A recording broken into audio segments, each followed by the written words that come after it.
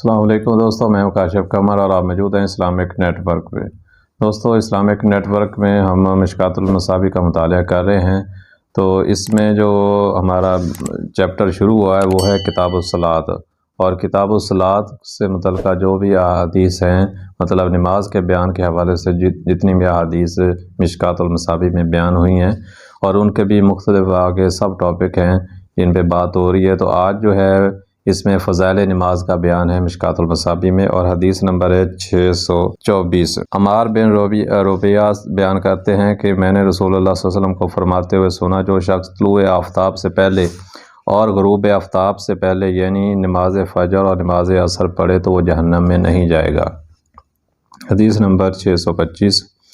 ابو موسیٰ رضی اللہ تعالیٰ عنہ بیان کرتے ہیں کہ رسول اللہ صلی اللہ علیہ وسلم نے فرمایا، جو شخص 2 ٹھنڈی نمازیں فجر و عصر پڑھے گا وہ جنت میں داخل ہوگا۔ حدیث نمبر 626۔ ابو ہریرہ رضی اللہ تعالیٰ عنہ بیان کرتے ہیں کہ رسول اللہ صلی اللہ علیہ وسلم نے فرمایا، رات اور دن کے وقت فرشتے یکے بعد دیگرے تمہارے پاس آتے رہتے ہیں، اور وہ نماز فجر اور نماز عصر میں اکٹھے ہوتے ہیں۔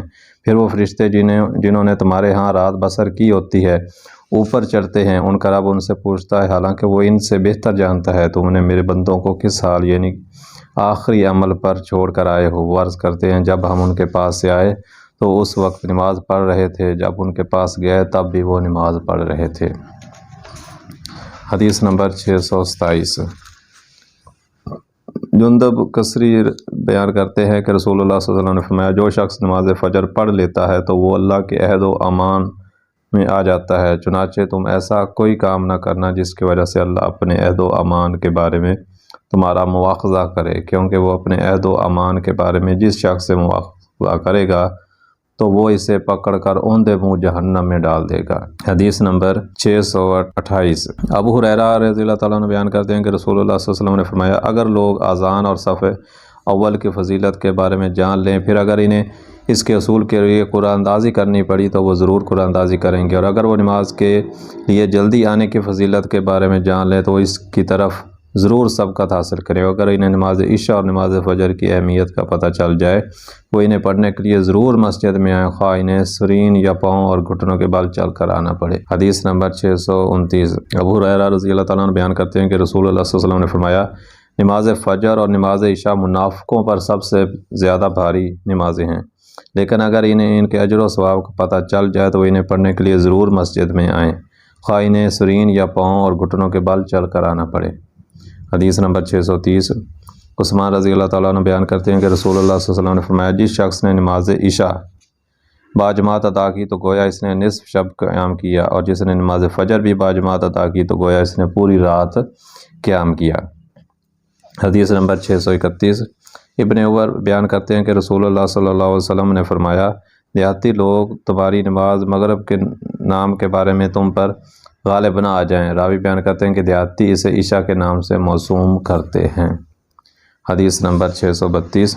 اور فرمایا، دیہاتی لوگ تمہاری نماز عشاء کے نام کے بارے میں تم پر غالب نہ آ جائیں، کیونکہ اس کا نام تو اللہ تعالیٰ کی کتاب میں عشاء ہے، کیونکہ وہ اونٹوں کا دودھ دھونے کی وجہ سے اسے عتمہ کہتے ہیں۔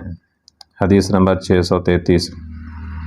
علی رضی اللہ تعالیٰ عنہ سے روایت ہے کہ رسول اللہ صلی اللہ علیہ وسلم نے غزوہ خندق کے روز فرمایا، انہوں نے ہمیں نماز عصر سے روک دیا، اللہ ان کے گھروں اور ان کی قبروں کو آگ سے بھر دے۔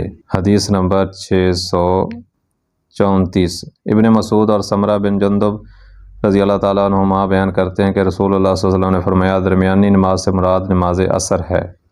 حدیث نمبر 635۔ ابو ہریرہ رضی اللہ تعالیٰ عنہ اللہ تعالیٰ کے فرمان، بے شک نماز فجر کا پڑھنا فرشتوں کی حاضری کا وقت ہے کے بارے میں نبی صلی اللہ علیہ وسلم سے روایت کرتے ہیں، آپ صلی اللہ علیہ وسلم نے فرمایا، وہ رات اور دن کے فرشتوں کی حاضری کا وقت ہے۔ حدیث نمبر 636۔ زید بن ثابت اور عائشہ رضی اللہ تعالیٰ عنہما بیان کرتے ہیں، درمیان والی نماز سے مراد نماز ظہر ہے۔ امام مالک رحمۃ اللہ علیہ نے زید سے اور امام ترمذی نے ان دونوں سے معلق روایت کیا ہے۔ حدیث نمبر 637۔ زید بن ثابت بیان کرتے ہیں کہ رسول اللہ صلی اللہ علیہ وسلم نماز ظہر بہت جلد پڑھا کرتے تھے۔ رسول اللہ صلی اللہ علیہ وسلم کے صحابہ پر سب سے زیادہ پرمشقت نماز یہی تھی، بس یہ آیت نازل ہوئی، نمازوں کی پابندی و حفاظت کرو، اور بالخصوص نماز وسطیٰ کی۔ راوی نے کہا کیونکہ اس سے پہلے وہ 2 نمازیں ہیں اور اس کے بعد بھی 2 نمازیں ہیں۔ حدیث نمبر 638 امام مالک سے روایت ہے کہ انہیں علی بن ابی طالب اور عبداللہ بن عباس کے متعلق پتہ چلا کہ وہ کہا کرتے تھے کہ درمیان والی نماز سے مراد نماز فجر ہے۔ حدیث نمبر 639 امام ترمذی نے ابن عباس اور ابن عمر سے اسے معلق روایت کیا ہے۔ حدیث نمبر 640 سلمان رضی اللہ تعالیٰ عنہ بیان کرتے ہیں کہ میں نے رسول اللہ صلی اللہ علیہ وسلم کو فرماتے ہوئے سنا، جو شخص نماز فجر کے لیے جاتا ہے تو وہ ایمان کا پرچم اٹھا کر جاتا ہے، اور جو شخص بازار کی طرف جاتا ہے تو وہ ابلیس کا پرچم اٹھا کر جاتا ہے۔ کتاب الصلاۃ میں اب جو باب ہے وہ اذان کا بیان ہے۔ اذان کے بیان سے متعلقہ حدیث ہیں اور اس میں 641 نمبر ہے۔ انس رضی اللہ تعالیٰ عنہ بیان کرتے ہیں، بعض صحابہ نے اعلان نماز کے لیے آگ جلانے اور ناقوس بجانے کا ذکر کیا، اور بعض صحابہ نے یہود و نصارہ سے مشابہت کا ذکر کیا، تو بلال رضی اللہ تعالیٰ عنہ کو حکم دیا گیا کہ وہ کلمات اذان 2 مرتبہ اور کلمات اقامت 1 مرتبہ کہیں۔ اسماعیل بیان کرتے ہیں کہ میں نے ایوب سے اس حدیث کا ذکر کیا تو انہوں نے فرمایا مگر قد قامت الصلاۃ کے الفاظ 2 مرتبہ کہے۔ حدیث نمبر 642 ابو مخزورہ بیان کرتے ہیں کہ رسول اللہ صلی اللہ علیہ وسلم نے بنفس نفیس مجھے اذان سکھائی، چنانچہ آپ صلی اللہ علیہ وسلم نے فرمایا کہو اللہ سب سے بڑا ہے، اللہ سب سے بڑا ہے، اللہ سب سے بڑا ہے، اللہ سب سے بڑا ہے۔ میں گواہی دیتا ہوں کہ اللہ کے سوا کوئی معبود برحق نہیں، میں گواہی دیتا ہوں کہ اللہ کے سوا کوئی معبود برحق نہیں، میں گواہی دیتا ہوں کہ محمد صلی اللہ علیہ وسلم اللہ کے رسول ہیں، میں گواہی دیتا ہوں کہ محمد صلی اللہ علیہ وسلم اللہ کے رسول ہیں۔ پھر تم دوبارہ کہو میں گواہی دیتا ہوں کہ اللہ کے سوا کوئی معبود برحق نہیں، میں گواہی دیتا ہوں کہ اللہ کے سوا کوئی معبود برحق نہیں، میں گواہی دیتا ہوں کہ محمد صلی اللہ علیہ وسلم اللہ کے رسول ہیں، میں گواہی دیتا ہوں کہ محمد رسول اللہ صلی اللہ علیہ وسلم کے رسول ہیں۔ نماز کی طرف آؤ، نماز کی طرف آؤ، فلاح و کامیابی کی طرف آؤ، فلاح و کامیابی کی طرف آؤ۔ اللہ سب سے بڑا ہے، اللہ سب سے بڑا ہے، اللہ کے سوا کوئی معبود برحق نہیں۔ حدیث نمبر 643 ابن عمر بیان کرتے ہیں کہ رسول اللہ صلی اللہ علیہ وسلم کے دور میں اذان کے کلمات 2 مرتبہ اور اقامت کے کلمات قد قامت الصلاۃ کے سوا 1 مرتبہ تھے۔ حدیث نمبر 644 ابو مزورہ سے روایت ہے کہ نبی صلی اللہ علیہ وسلم نے انہیں اذان کے 19 کلمات اور اقامت کے 17 کلمات سکھائے۔ حدیث نمبر 645 ابو مخزورہ بیان کرتے ہیں کہ میں نے عرض کیا اللہ کے رسول مجھے اذان کا طریقہ سکھا دیں۔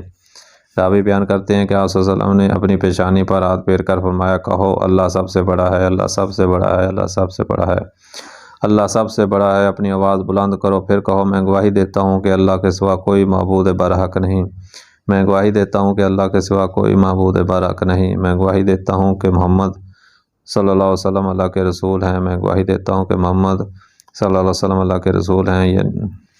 یہ کلمات کہتے ہوئے آواز پست رکھو، پھر یہ کہتے ہوئے کہ میں گواہی دیتا ہوں کہ اللہ کے سوا کوئی معبود برحق نہیں، میں گواہی دیتا ہوں کہ اللہ کے سوا کوئی معبود برحق نہیں، میں گواہی دیتا ہوں کہ محمد صلی اللہ علیہ وسلم اللہ کے رسول ہیں، میں گواہی دیتا ہوں کہ محمد صلی اللہ علیہ وسلم اللہ کے رسول ہیں۔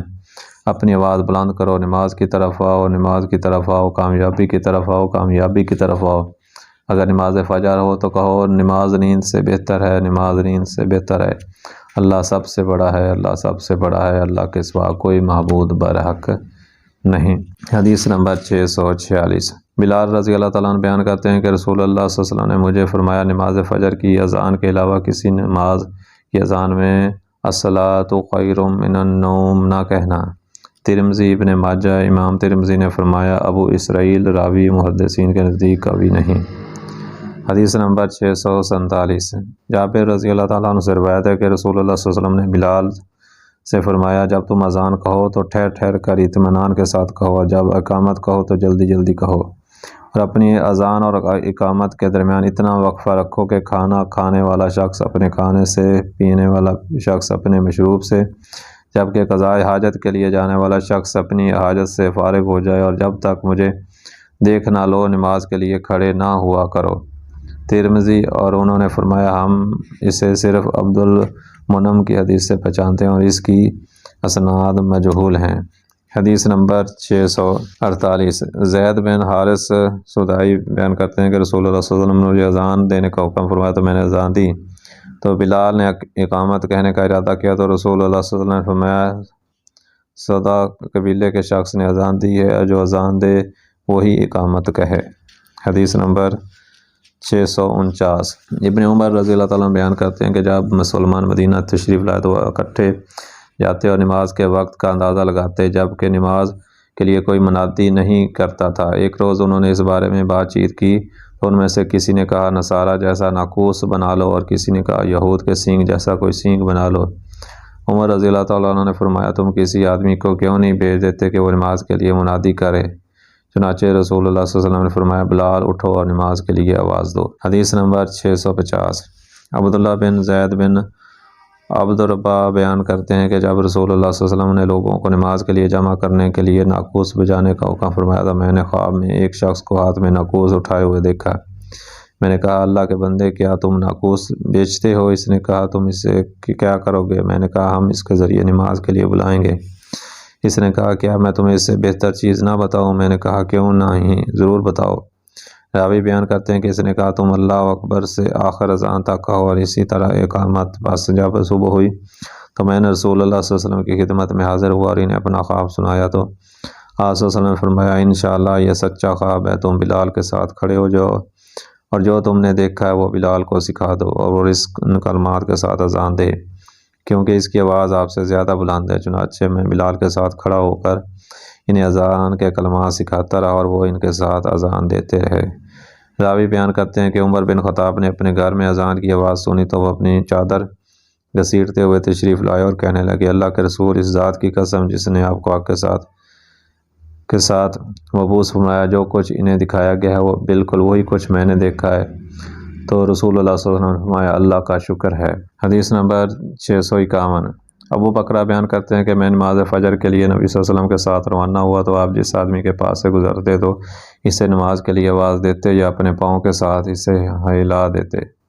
حدیث نمبر 652 مالک رحمۃ اللہ علیہ سے روایت ہے کہ انہیں پتہ چلا کہ مؤذن عمر رضی اللہ عنہ کو نماز فجر کی اطلاع کرنے آیا تو اس نے انہیں سویا ہوا دیکھ کر کہا نماز نیند سے بہتر ہے۔ عمر رضی اللہ عنہ نے حکم فرمایا کہ ان کلمات کو صبح کی اذان میں شامل کر لو۔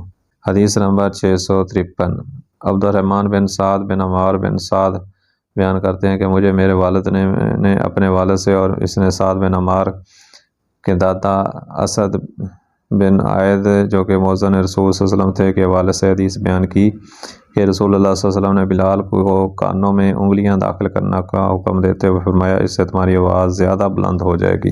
حدیث نمبر 654 ہے اور یہ ہے اذان دینے اور اذان کا جواب دینے کی فضیلت کے حوالے سے۔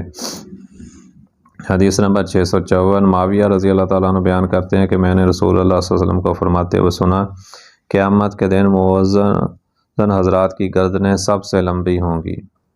حدیث نمبر 655 ابو ہریرہ رضی اللہ تعالیٰ عنہ بیان کرتے ہیں کہ رسول اللہ صلی اللہ علیہ وسلم نے فرمایا جب نماز کے لیے اذان کہی جاتی ہے تو شیطان ہوا خارج کرتا ہوا پیٹ پھیر کر بھاگ جاتا ہے حتیٰ کہ وہ اذان کی آواز نہیں سنتا، پس جب اذان مکمل ہو جاتی ہے تو وہ واپس آ جاتا ہے اور پھر جب نماز کے لیے اقامت کہی جاتی ہے تو وہ پیٹ پھیر کر بھاگ جاتا ہے اور پھر جب اقامت مکمل ہو جاتی ہے تو وہ واپس آ جاتا ہے اور وہ آدمی کے دل میں وسوسے ڈالتا ہے اور کہتا ہے فلاں چیز یاد کرو، فلاں چیز یاد کر، ایسی باتیں یاد کراتا ہے جو اسے یاد نہیں تھیں حتیٰ کہ آدمی کی یہ کیفیت ہو جاتی ہے کہ اسے پتہ نہیں چلتا کہ اس نے کتنی رکعتیں پڑھی ہیں۔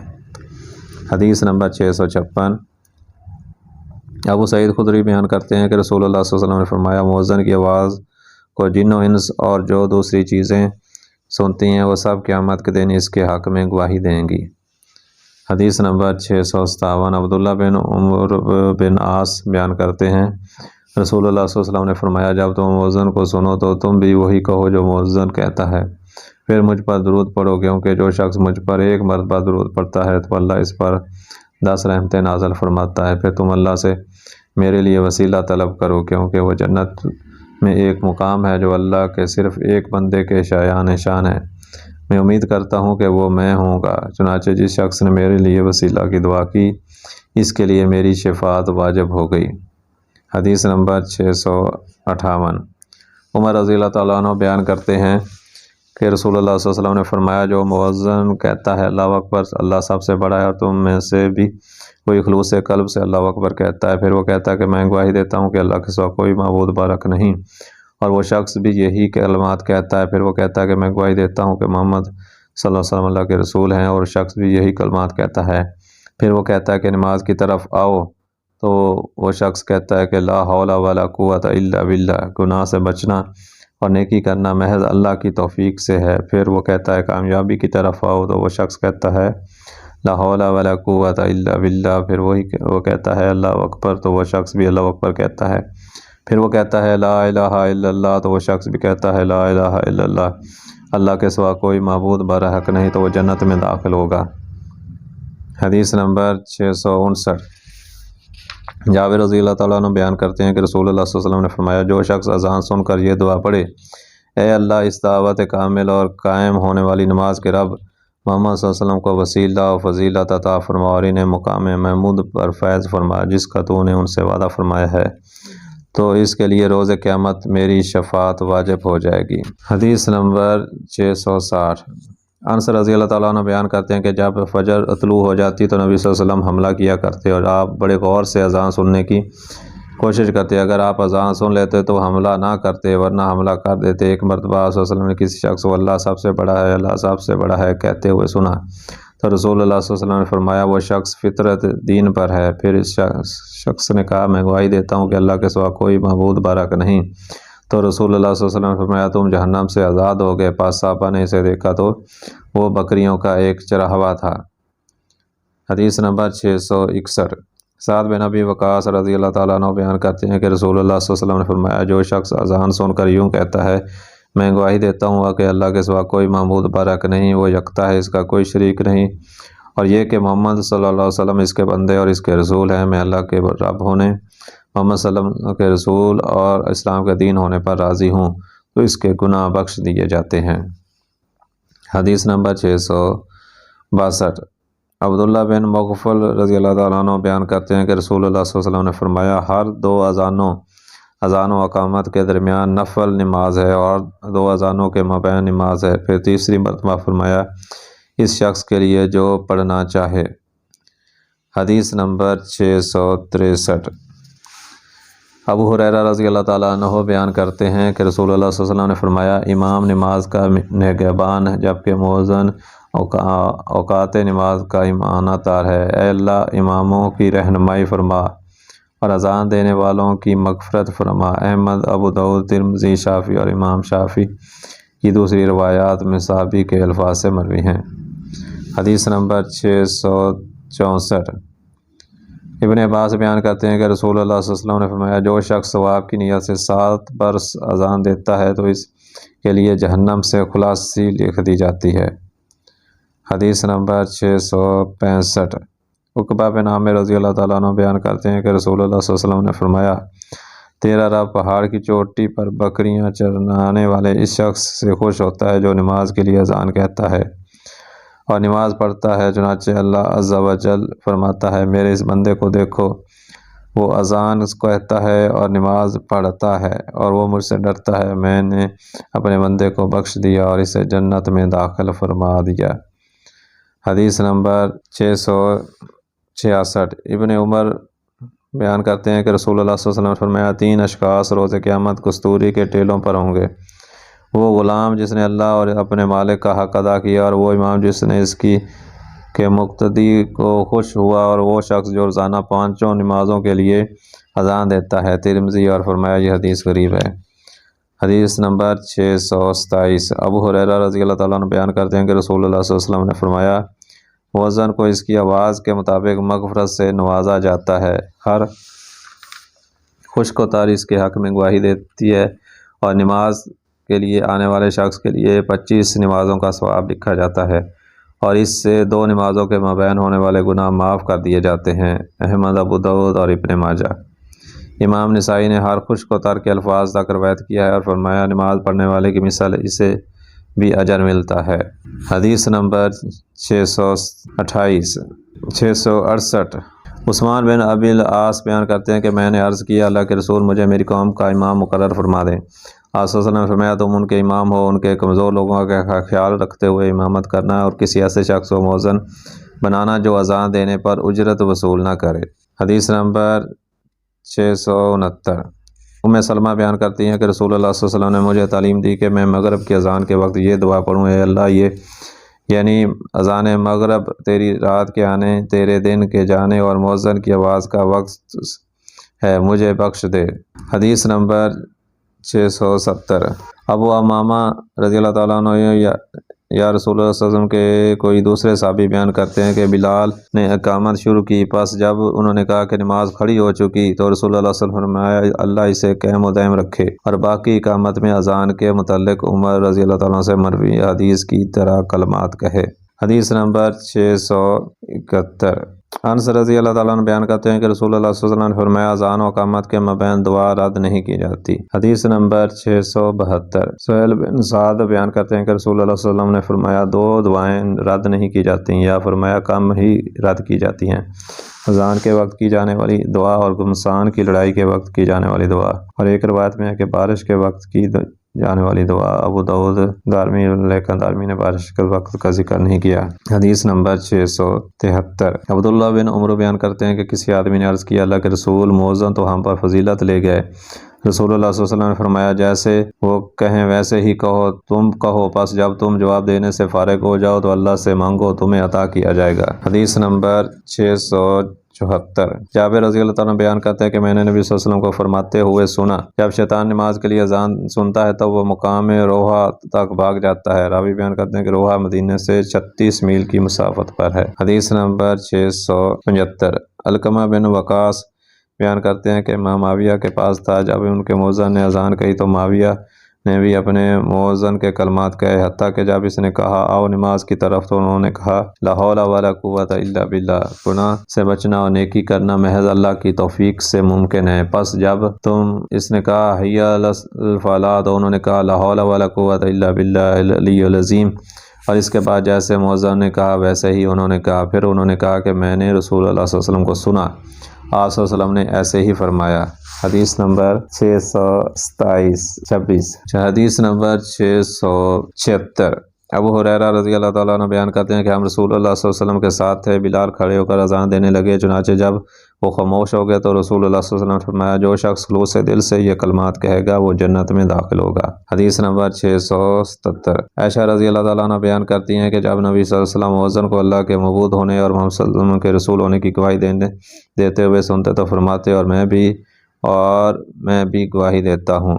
حدیث نمبر 678۔ ابن عمر سے روایت ہے کہ رسول اللہ صلی اللہ علیہ وسلم نے فرمایا جو شخص 12 سال اذان دے تو اس کے لیے جنت واجب ہو جاتی ہے، اور اس کی اذان کی وجہ سے اس کے حق میں یومیہ 60 نیکیاں اور ہر اقامت کے بدلے 30 نیکیاں لکھی جاتی ہیں۔ حدیث نمبر 679۔ ابن عمر رضی اللہ تعالیٰ عنہ بیان کرتے ہیں کہ اذان مغرب کے وقت ہمیں دعا کرنے کا حکم دیا جاتا ہے۔ دوستو یہ تھی آج کی ویڈیو، اور اس میں ہم نے جو ہے 679 حدیث تک جو ہے وہ پڑھ رہی ہے مشکوٰۃ المصابیح کی، اور یہ چیپٹر تھا کتاب الصلاۃ، اور اس میں اذان دینے اور ان کا جواب دینے کی فضیلت کے حوالے سے حدیث تھی۔ تو امید ہے کہ یہ ویڈیو آپ کو پسند آئی ہوگی۔ اگر ویڈیو پسند آئی ہے تو آپ اس کو لائک کریں اور اپنے دوستوں کے ساتھ اس ویڈیو کو شیئر بھی کریں، اور اگر آپ کو ہمارا یہ چینل پسند ہے تو اس کو سبسکرائب کر لیں۔ آئندہ ویڈیو تک کے لیے اللہ حافظ۔